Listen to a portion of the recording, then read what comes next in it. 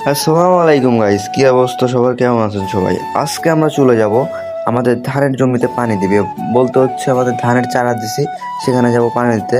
তো সেক্ষেত্রে ঘরে চলে আসলাম ডিশ খুঁজতে। ওই ডিশ তো পাচ্ছি না। তখন মনে পড়লো ডিশ তো ওই ঘরে আছে। কোন ওই ঘরে চলে আসলাম, দেখি এই যে ডিশ। তো ডিশ নিয়ে চলে যাচ্ছি গুটি গুটি পায়ে বাইরের দিকে। তখন বাইরে গিয়ে দেখি আমাদের জমিতে যেতে হবে অনেক দূরে। তো সেক্ষেত্রে শর্টকাটে বাড়ির সামনে চলে আসলাম।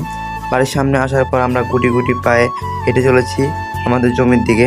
তো যেতে যেতে দেখলাম রাস্তায় অনেকজন ধান জড়ো করে রাখছে মলার জন্যে, বাট মেশিন পাচ্ছে না। কিন্তু আল্লাহর রহমতে আমাদের এই কাজগুলো অনেক আগে হয়ে গেছে।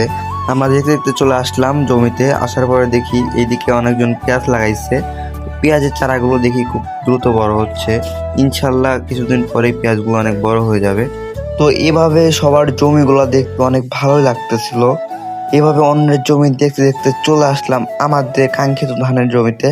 এখানে আমরা ধানের চারা রোপণ করেছি, বলতে ধানের চারাগুলো ছিটিয়ে রাখছিলাম। এখন আস্তে আস্তে অনেক সুন্দর হয়ে গেছে আল্লাহর রহমতে। যদি এইভাবে আমরা পানিতে ডুবাই রাখতেছি, এখন পানি দেবো। পানি দেওয়ার পরে ইনশাল্লাহ কিছুদিনের ভিতরে চারাগুলো অনেক তাড়াতাড়ি বড় হয়ে যাবে। তো তারপরে আমরা ধানের চারাগুলো রোপণ করতে পারবো আমাদের জমিতে। এভাবে আমরা ধানের চারাগুলো ভিজিয়ে দিয়ে থাকি যাতে খুব দ্রুত বড় হয়। তো সবার সাথে দেখা হবে নেক্সট কোনো ভিডিওতে। আল্লাহর রহমতে সবাই ভালো থাকবেন, সুস্থ থাকবেন। আল্লাহ হাফেজ।